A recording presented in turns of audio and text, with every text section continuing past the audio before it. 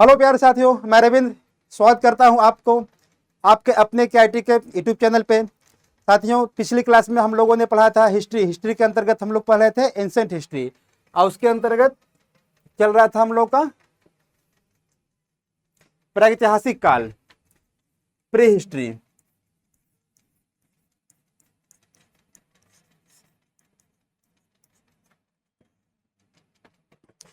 तो pre history में हम लोगों ने देखा था, पढ़ा था पूरा पाषाण काल, मध्य पाषाण काल और नव पाषाण काल। पूरा पाषाण काल means stone age. Stone age के में हम लोग देखे थे कि आग का खोज किस प्रकार हुआ, और उस समय के आदि मानव जो थे किस प्रकार का वेपन यूज करते थे। तो पत्थर के वेपन्स उन लोगों का होता था, पत्थर के हथियार होते थे।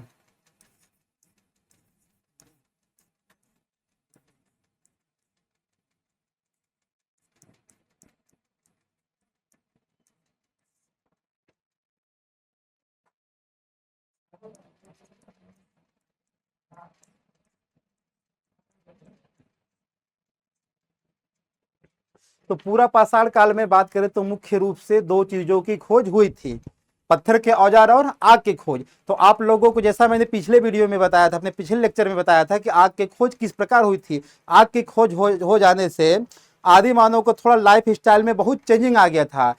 अब आग की खोज होने से पहले वो लोग क्या करते थे, मांस को बिना भुने हुए खाते थे, ठीक, जो कि सही से डाइजेस्ट नहीं हो पाता था। आग की खोज हो जाने से उस समय के आदि मानव ने भुना हुआ मांस खाना प्रारंभ कर दिया। तो आइए एक बार फिर से आपको रिवीजन कराते हैं कि आग की खोज किस प्रकार हुई थी और कैसे हुई थी। जैसे कि आज भी आप लोग देखते होंगे कि गर्मी के मौसम अक्सर न्यूज़पेपर में देखने को मिलता है हमको कि इंडिया में, चाहे ऑस्ट्रेलिया में, चाहे ब्राजील में, चाहे अमेजन के जंगलों में आग लग जाता है। ठीक, जब गर्मी के मौसम में आप देखेंगे कि आंधी आया, तूफान आया, या फिर बहुत जोर जोर से तेज तेज से हवाएं चलती हैं, तो पेड़ जो है कि एक दूसरे से आपस में टकराते हैं। आपस में टकराने के कारण उसमें आग लग जाता है, क्योंकि पत्ते सूखे हुए रहते हैं और पेड़ भी सूखे हुए रहते हैं। ठीक साथियों, तो उस समय के आदि मानव ने जब देखा कि ये आग लग गया, तो उनको नहीं पता था कि आग कैसे लगा। तो हर एक काल में कुछ विद्वान लोग रहते हैं, कुछ थोड़ी से जानकार लोग रहते हैं। तो कुछ लोगों ने एनालिसिस किया कि यार जब हवा चली थी, आंधी आया था तो आग लगा था। उन्होंने ट्राई, पेड़ को टकराया, पत्ते को टकराया, ऐसे फाइनली करते करते जब पत्थर को टकराया उसमें चिंगारी निकली। चिंगारी संयोग से वो सूखे पत्ते पर जाके गिरी, जिसके कारण आग लग गया। तो समझ गए कि अच्छा, वो पत्थर के टकराने से आग लगता है। तो फाइनली हम लोगों ने क्या सीखा कि कैसे आग की खोज हुई थी, पत्थर के टकराने से हुई थी। ठीक साथियों, तो उसको अब समझ गए थे कि आग लगाना या दोबारा से आग को बुलाना है, आग लगाना है तो कैसे आग लगेगी। तो उसके बाद से वो भुना हुआ मांस खाना प्रारंभ कर दिए। उससे पहले वो कच्चा मांस खाते थे। उनका मुख्य जीविका का साधन क्या था? शिकार था। शिकार और जो जंगली फल फूल या कंदमूल होते हैं वही हुआ करते हैं। ठीक, तो आप लोगों ने पाषाण काल में, पूरा पाषाण काल में क्या देखा? कृष्ण, पत्थर के औजार और आग की खोज। ये मुख्य दो खोजें किसमें हुई? पूरा पाषाण काल में। आग की खोज, कच्चे मांस खाते थे, उनका मुख्य जीविका का आधार क्या था? शिकार था। अब आइए देखते हैं मध्य पाषाण काल में क्या क्या होता है। मध्य पाषाण काल को लघु पाषाण काल भी कहा जाता है। ठीक, इसमें तीर कमान का, अब मनुष्य पत्थर के औजार से एक स्टेप आगे बढ़ा तो तीर कमान का प्रयोग करने लगा। तीर कमान के प्रयोग करने से शिकार करने में काफी आसानी हो गई। पत्थर जो है, पत्थर को बहुत अधिक दूर तक फेंक नहीं पाते थे। 50 मीटर, 60 मीटर, 40 मीटर, 20 मीटर यही आप शिकार कर पाएंगे। अब तीर कमान से आसानी से दूर तक भी शिकार कर पाते थे। और देखेंगे कि मध्य पाषाण काल में पशुपालन की भी शुरुआत हो चुका था। आइए बात करते हैं कि पशुपालन के साक्ष्य कहाँ कहाँ से मिले हैं। तो आदमगढ़, आदमगढ़ कहाँ है? मध्य प्रदेश में है। यहाँ से हमको पशुपालन के साक्ष्य मिले हैं। और आपका बागौर,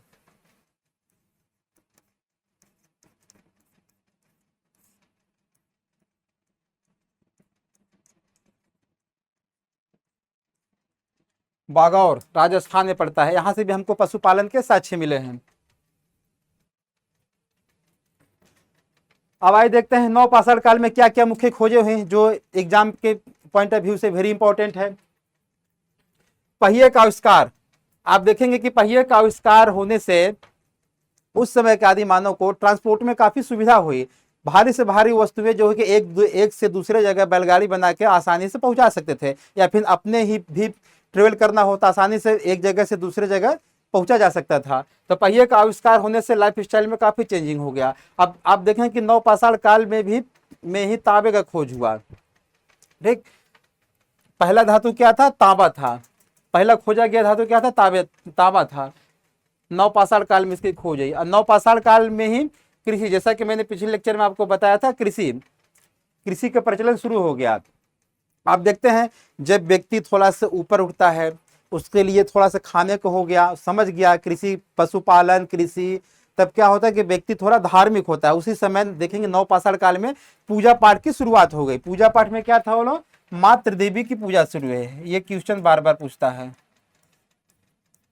मातृ देवी की पूजा शुरू है, मातृ देवी। ठीक है साथियों, तो हमने क्या देखा? नवपाषाण काल में पहिए का आविष्कार। नवपाषाण काल के लास्ट में आपको जाते जाते तांबे की खोज भी हो गई, कृषि और पूजा पाठ। अब कृषि की आइए बात करते हैं, कृषि के साक्ष्य हमको एविडेंस कहाँ से मिले हैं। कृषि के साक्ष्य में कोल्डिहवा प्रयागराज, कोल्डिहवा कहाँ पड़ता है? प्रयागराज, जिसका पुराना नाम था इलाहाबाद। कृषि के साक्ष्य हमको वहां से मिले हैं। अगर कृषि की बात करें तो पहला अनाज क्या था? जौ, पहला अनाज जौ था। आप देखेंगे आज भी कोई भी धार्मिक अनुष्ठान हम करते हैं तो अनाज के रूप में जौ को लिया जाता है, अनाज के रूप में जौ को ही शामिल किया जाता है उसमें।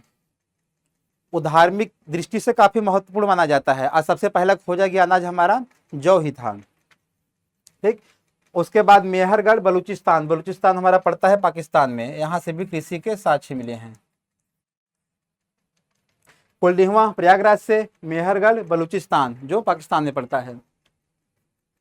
और ये बात करें मानव खोपड़ी के साक्ष्य कहाँ से मिले हैं? हथनौरा एमपी में है, पड़ता है। मानव खोपड़ी के साक्ष्य हथनौरा एमपी में। चित्रकला के साथ चित्रकला का एविडेंस हमको कहाँ से मिलता है? भीमबेटका काफी फेमस है एमपी में, मध्य प्रदेश में।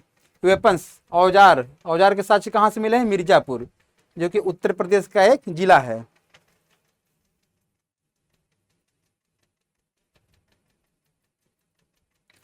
तो ठीक है साथियों,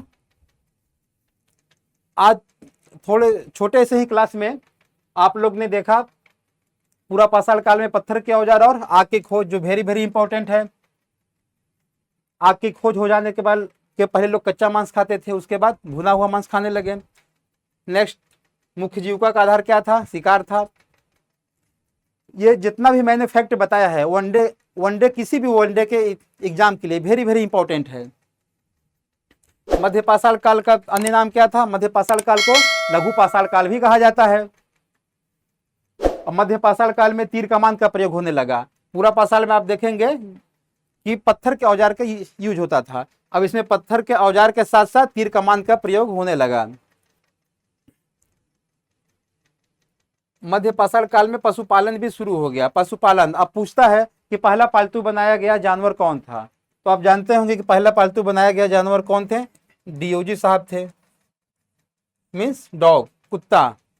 ठीक, ये एग्जाम में बहुत बार पूछा गया है कि पहला पालतू बनाया गया जानवर कौन था? तो डॉग था, कुत्ता।